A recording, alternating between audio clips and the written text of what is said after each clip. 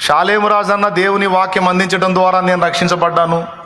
షాలేము రాజు అన్న దేవుని వాక్యం అందించడం ద్వారా నేను నిజంగా ఆ వాక్యం విని నేను చాలా బలపడ్డాను, నేర్చుకున్నాను, ఆత్మీయతలో ఎదిగాను, మరణం నుంచి కాపాడబడ్డాను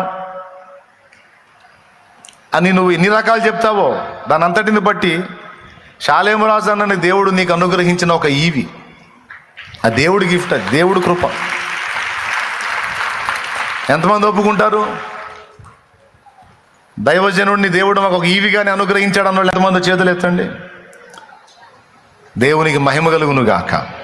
హల్లెలూయా. చాలా సంతోషం.